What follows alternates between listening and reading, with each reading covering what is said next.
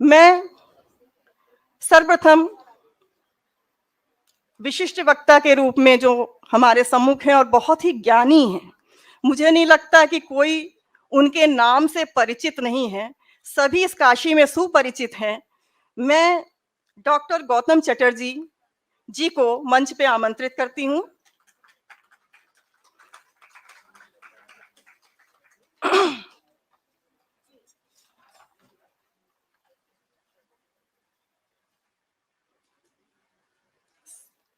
सादर स्वागत है आपका।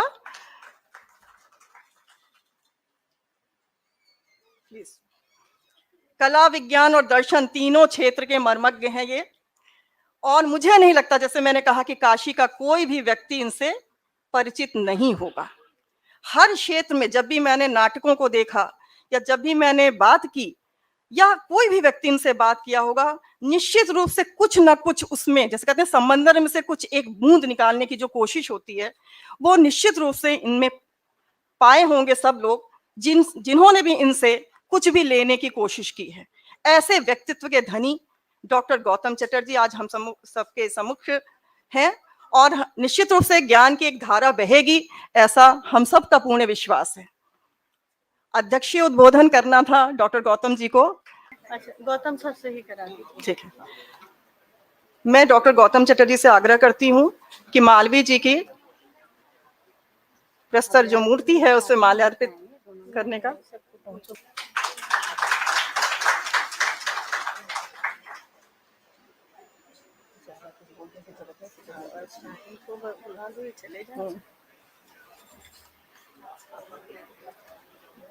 बहुत बहुत धन्यवाद सर। मैं देर नहीं करूंगी, मैं चाहूंगी सुनना, और मुझे लगता है कि इस सभागार में बैठे हुए सभी लोग गौतम जी को सुनना चाहेंगे। उसके पहले मैं चाहती हूं कि ये जो संयुक्त तत्वाधान में कार्यक्रम चल रहा है, इसमें स्वागत की परंपरा पंडित विजय शंकर जी से आग्रह करती हूं कि डॉक्टर गौतम चटर्जी का सम्मान करें।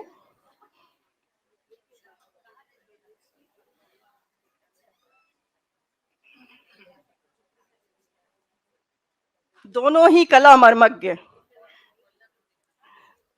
गौतम जी के लिए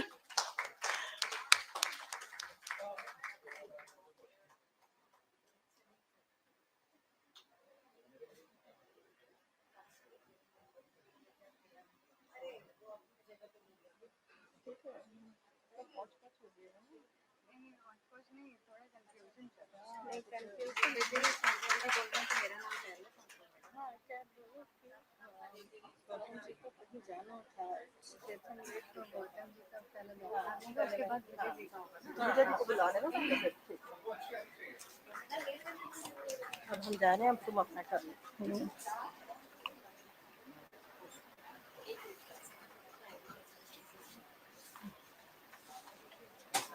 धन्यवाद पंडित विजय शंकर जी।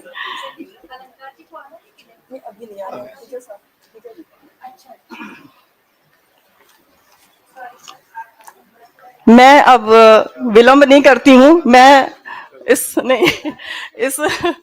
सभागार में कुछ सुनने की आशा से मैं डॉक्टर गौतम चटर्जी को आमंत्रित करती हूँ। हम सभी निश्चित रूप से सिंचित होंगे इनके वक्तव्य से। परम आदरणीय गौतम जी। Thank you Sangeeta. आयोजकों का बहुत धन्यवाद, खासकर मधुरानी जी का। श्रद्धेय गुरुजनों एवं प्रिय मित्रों,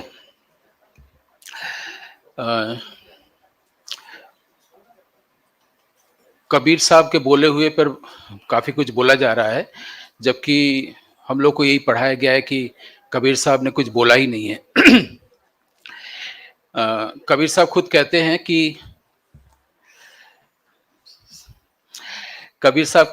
कि मैं तो कृष्ण की बांसुरी हूँ, कृष्ण उसमें फूंक भरते हैं और आप बोलते हैं कबीर बोल रहा है, मैं तो कुछ बोलता नहीं हूँ। कबीर साहब की इस बात को ध्यान में रखते हुए कि उनके माध्यम से कृष्ण जो फूंक भर रहे हैं हम काफ़ी आगे तक जा सकते हैं और हम उस ऊंचाई से बोल सकते हैं जहाँ से कि हम सुनना चाहते हैं। आमतौर पर काफ़ी कुछ सुपरफिशियल बातें भी हो जाती हैं और कबीर पर ओवर एक्सपोज्ड पर्सनैलिटी है, काफ़ी कुछ लिखा पढ़ा गया है। बेसिक्स कुछ चीज़ों को अभी मधु जी ने बोला कि जो ज्ञान के भंडार से कुछ रत्न हैं उनको ही कहा जाए, क्योंकि काफ़ी समय हो गया है। तो शॉर्ट में मैं कुछ बेसिक सी बातें दोहरा देना चाहूँगा जो हम सबके लिए शायद काम आए। कल से जो मैं सुन रहा हूँ उससे मुझे लगा कि बताना चाहिए। प्राइमरी बातें, फंडामेंटल चीज़ें। कबीर साहब महापुरुष थे और इस वाक्य को ही पहले सुधारना चाहिए कि कबीर साहब महापुरुष हैं कि जो कालातीत हो जाता है, जो टाइमलेस हो जाता है, वो कोई हिस्टोरिकल पर्सनैलिटी नहीं रह जाती है। क्योंकि हम बुद्ध को जब हिस्टोरिकल पर्सनैलिटी के रूप में देखते हैं तो हम उनको 6वीं शताब्दी ईसा पूर्व में ले जाते हैं। कबीर साहब पर जब बात करते हैं 600 साल पहले ले जाते हैं, लेकिन जो हिस्टोरिकल पर्सनैलिटी पर हम बात नहीं कर रहे हैं ये स्पष्ट है।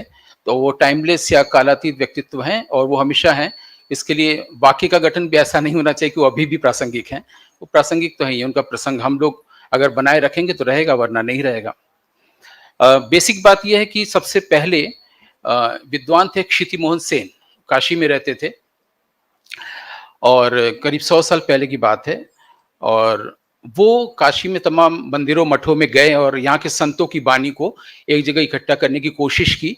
और उनको पता नहीं था कि इसमें सिर्फ कबीर ही हैं, बहुत सारे संत साधक उनकी वाणी, जो सिग्निफिकेंट वर्ड्स होता है, जो आप्त वचन होता है, उनको इकट्ठा किया। और वो यहाँ से सीधे शांति निकेतन गए काशी के बाद रविन्द्रनाथ ठाकुर के पास, और उन्होंने सारा जो कुछ भी उन्होंने जो संपदा जुटाई थी उसको उन्होंने उनको दिया और कई विद्वानों ने मिलकर उसका उन्होंने अनुवाद किया।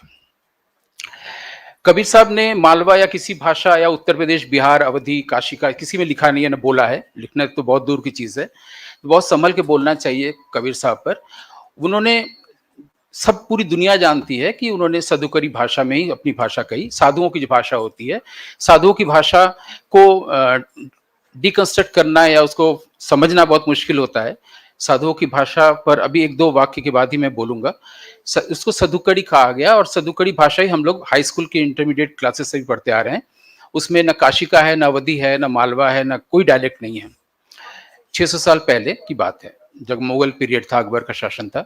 तो उन्होंने रविन्द्रनाथ ठाकुर को दिया। रविन्द्रनाथ ठाकुर ने सारी चीज़ों का ट्रांसलेशन करवाया। तो एक योगी या महापुरुष जब अपने किसी भी अनुभव को ट्रांसेंडेंटल स्टेट से आके जब हमारी स्टेट पर, एमनेंट प्लेन पर कुछ बात कहता है तो उसको इंटेलेक्चुअल लैंग्वेज में रखा जाता है। उस इंटेलेक्चुअल लैंग्वेज में रखने के लिए हम हिंदी, अंग्रेजी या बांग्ला या और भाषाओं में रखते हैं, इसको हम भाषा कहते हैं। लेकिन उससे पहले एक भाषा होती है जिस भाषा में कबीर साहब ने कहा था, इसको सदुकड़ी कहा गया। सदुकड़ी शब्द का प्रयोग आचार्य हजाब शाह द्विवेदी जी ने किया था। तो रविन्द्रनाथ ठाकुर ने पहली बार इसका अनुवाद किया अंग्रेजी में, क्योंकि वो और किसी भाषा में नहीं कर पा रहे थे। सदुकड़ी भाषा का अंग्रेजी में अनुवाद, और ये किताब पहली बार छपी 100 पोएम्स ऑफ कबीर। तब पहली बार भारत के बाहर और भारत के लोगों ने कबीर नाम सुना। उससे पहले तक कबीर के नाम से कोई परिचित नहीं था, उनके बारे में हम कुछ नहीं जानते थे। तो सबसे पहले क्षिति मोहन सेन जो काशी में थे, फिर उन्होंने रविन्द्रनाथ ठाकुर को दिया। रविन्द्रनाथ ठाकुर के जरिए वो 100 पोएम्स ऑफ कबीर अब भी पब्लिश्ड है, वो रूपा से। और फिर जब रविन्द्रनाथ के यहाँ हजाब शाह द्विवेदी जी पढ़ाते थे, हिंदी के अध्यापक थे, उन्होंने फिर उस पर एक पूरी किताब लिखी जो शोध प्रबंध के रूप में प्रकाशित है, आप पढ़ सकते हैं। हजाब शाह द्विवेदी के बाद अगर किसी ने बहुत ही गहन अध्ययन और इस पर काम किया है तो वो थे ठाकुर जयदेव सिंह जी। ठाकुर जयदेव सिंह ने जो बीजक है, जो अलग अलग कबीर मठों से बाद में मिला, आधुनिक समय में 20वीं शताब्दी में, उसमें बहुत सारी अशुद्धियां उनको मिली। उसको भी ठीक करते हुए वासुदेव सिंह जी ने और ठाकुर जयदेव सिंह जी ने एक पूरा कबीर वांग्मय तैयार किया, जो अभी तक का एकमात्र ऑथेंटिक किताब है जिसको पढ़ा जाना चाहिए। पढ़ने के बाद हम बहुत सारी जो भूल अवधारणाओं से बच सकते हैं। ये 3 भागों में है, साखी, सबद और रामायणी। ये अभी तक का अंतिम है। उसके साथ कुछ काम किया लिंडा हेस ने, यहाँ काशी हिंदू विश्वविद्यालय में सुखदेव सिंह जी थे, उनकी किताब है बीजक ऑफ कबीर।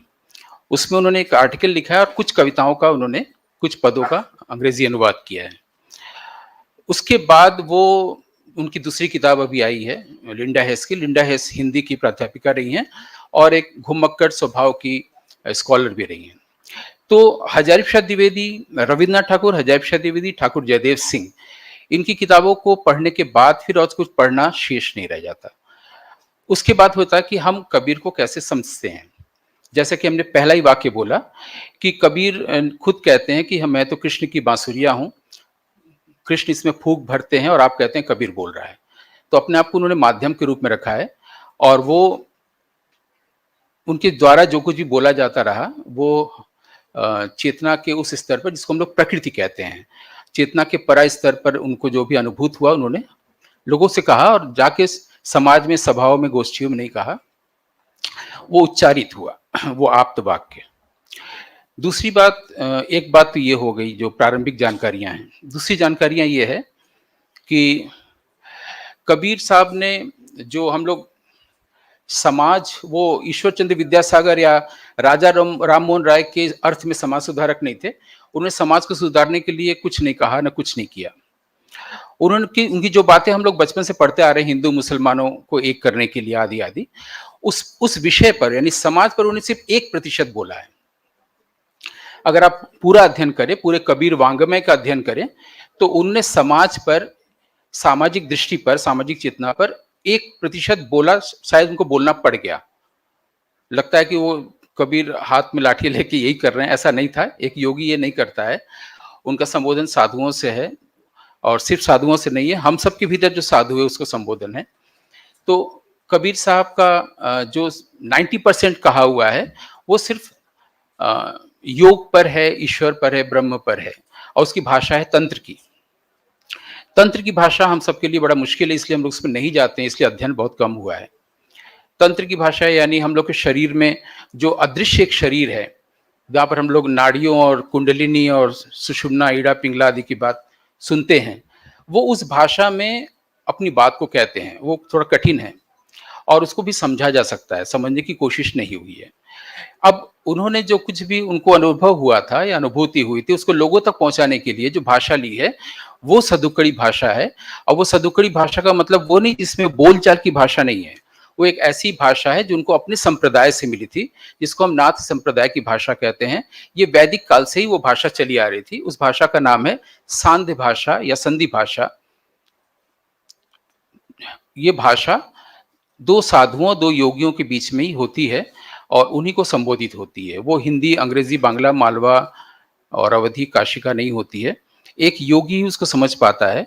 उसको हमारे यहाँ हरस्वरूप शास्त्री जी थे नेपाल में, उन्होंने नाम दिया था सांध्य भाषा। बाद में हजारी प्रसाद द्विवेदी जी ने इसको संध्या भाषा नाम दिया।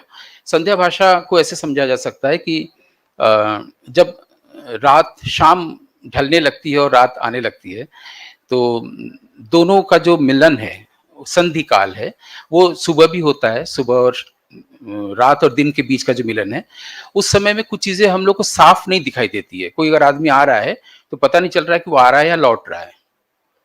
तो वो जो इस संधि काल में, संधि काल को उन्होंने अपनी भाषा दी और उसको संध्या भाषा कहा, जिसको कुछ लोग सांध्य भाषा या संधि भाषा भी कहते हैं। उसका नाम है संध्या भाषा। लिंडा हेस ने अपनी किताब में इसका अंग्रेजी अनुवाद किया है, अपसाइड डाउन लैंग्वेज कहा है, जिसके लिए प्रॉपर वर्ड है ट्वाइलाइट लैंग्वेज। ट्वाइलाइट लैंग्वेज या संध्या भाषा में उन्होंने 99% बातें कही हैं, जिस पर अभी 1% भी काम नहीं हुआ है। मुझे अभी इस सेमिनार के द्वारा यही बात कहनी है। कहने के लिए सिर्फ मेरे पास इतना ही है कि जो उन्होंने प्रधान बातें कही हैं, 99% बातें कही हैं, वो तंत्र और साधना और ईश्वर से संबंधित बातें कही हैं, उसको उन्होंने संध्या भाषा में कही है। इस भाषा की बात इसलिए जरूरी है कहना, क्योंकि सबसे पहले भी जो वैदिक यज्ञ हुआ था और ज्ञान या विद्या या वेद को रखने के लिए पहला यज्ञ था, तो वो भाषा का यज्ञ था। और उन्होंने प्राकृत को संस्कृत में कल्चर करके एक भाषा बनाई थी, संस्कृत। दूसरा यज्ञ हुआ था जिसमें छंद की योजना थी, जो लिटरेरी कपलेट्स आई थी। उस छंद की बात जब यज्ञ पूरा हो गया तो संस्कृत भाषा में छंद में वेद या वेद की स्तुतियां या संहिताएं या मंत्र या ऋचाएं लिखी गई बाद में। तो सबसे पहले भाषा पर काम हुआ था। एक भाषा जरूरी होती है, एक परिष्कृत भाषा। तो नाथ संप्रदाय में ये भाषा शुरू से चला आ रहा था, जो तंत्र की भाषा थी, जिसको मिस्टिक लैंग्वेज बोलते हैं या जिसको डिकोड करने की जरूरत होती है, इसलिए कोड लैंग्वेज भी बोलते हैं, या एक मिथिकल लैंग्वेज बोल सकते हैं, माइथोलॉजिकल लैंग्वेज बोल सकते हैं। बहुत ये ऐसी भाषा होती है जिसको आप को सामने से लगेगा कि वो सारे शब्द बिंब आपके देखे हुए हैं, लेकिन आपको अर्थ समझ में नहीं आएगा। इसलिए हम लोग उसको उलटबासी कहते हैं, उल्टी बानी, कि कंबल बरस रहा है और पानी भीग रहा है, ये समझ में नहीं आता है। इतना तो हम लोग याद कर लेते हैं, कबीरदास की उल्टी बानी, बरसे कंबल भीजे पानी, लेकिन इसका मतलब क्या है उसके गहराई तक नहीं जाना चाहते हैं। शिक्षक का काम यह है कि वो उसकी गहराई तक ले जाए। जो अध्यापक ये जो विश्वविद्यालय में शिक्षक हैं, इसीलिए संस्कृत में दो शब्द हैं, एक तो विद्वान है, विद्वान जिसके पास विद्या होती है, दूसरा एक शब्द है जो उसके लिए शब्द है अनुचानः। अनुचान का मतलब होता है जो उस विद्या को दूसरे तक भी पहुंचा सकता है, वही व्यक्ति शिक्षक होता है।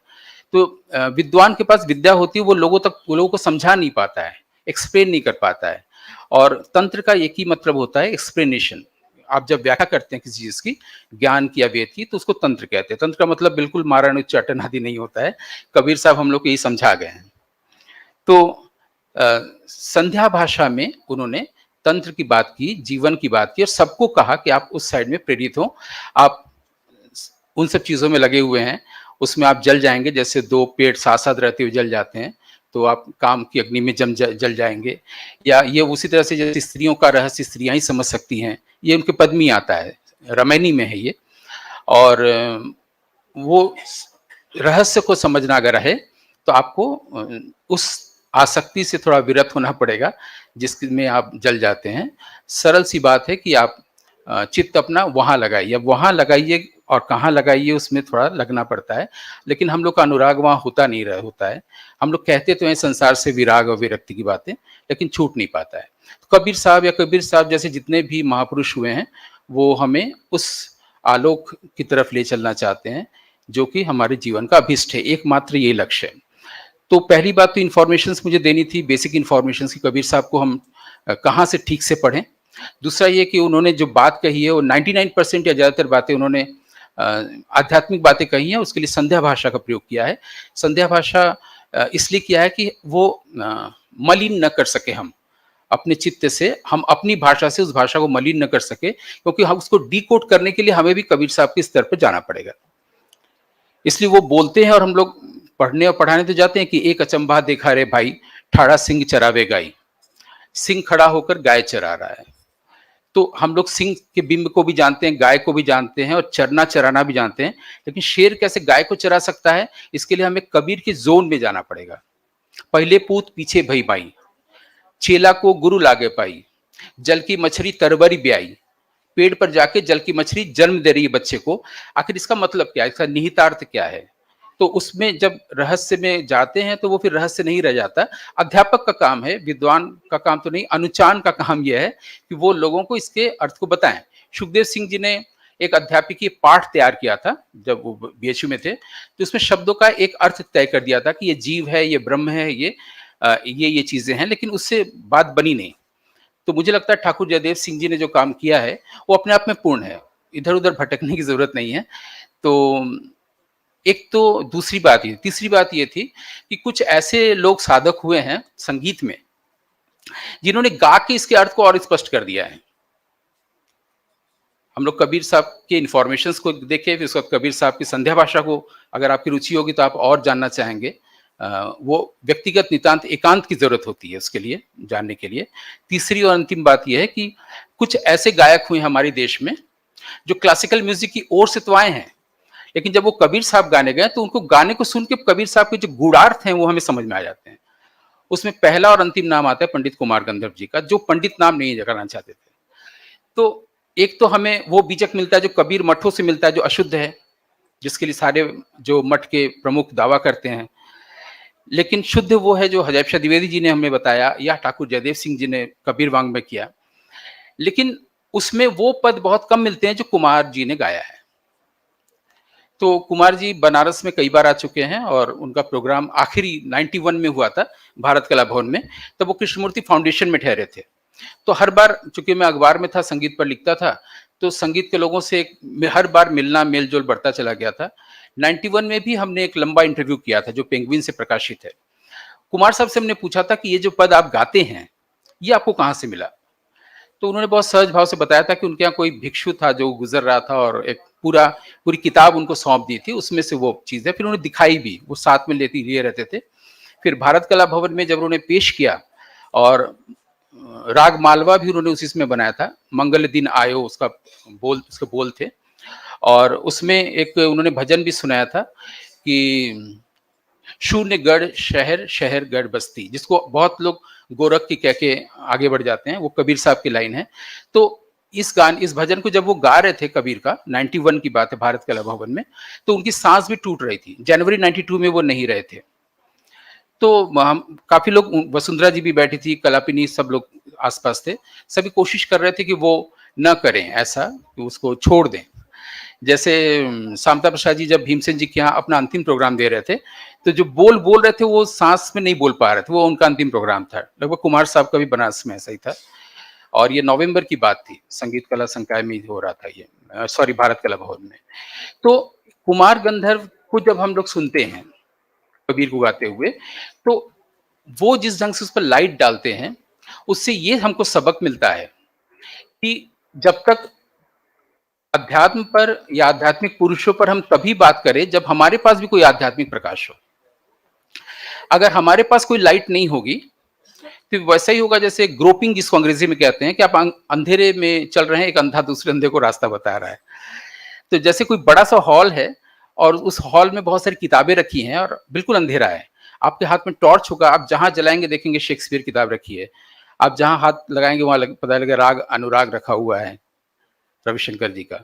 लेकिन लाइट नहीं है तो नहीं पता चलेगा, वो मृत किताब जैसी होगी। तो शिक्षक का काम ये है, विद्वान का काम ये है, मुझे ऐसा लगता है इतनी सारी सेमिनार्स को देखने के बाद, कि उसके पास अपनी एक लाइट होनी चाहिए जो ये मदद करे स्टूडेंट्स को या सुनने वाले को, उसके भीतर भी जो ज्योति है, जो कबीर साहब ज्योति शब्द का प्रयोग कर रहे हैं, उस लाइट को इग्नाइट करने का काम करे। फिर वो खुद ही उस लाइट में सारी चीजें देख लेगा, जिसको भगवान बुद्ध कहते थे कि अपना ज्योति खुद बनो, अपना दीप स्वयं बनो। तो जब तक लाइट हमारे पास नहीं है, हम कबीर साहब पर कुछ नहीं बोल सकते। और जब लाइट आ जाएगी तब शायद हम यही बोलें कि हम तो कृष्ण की बांसुरी हैं। वो जो बोल रहा है आप सुन रहे हैं, आप कह रहे हैं कबीर बोल रहा है। धन्यवाद।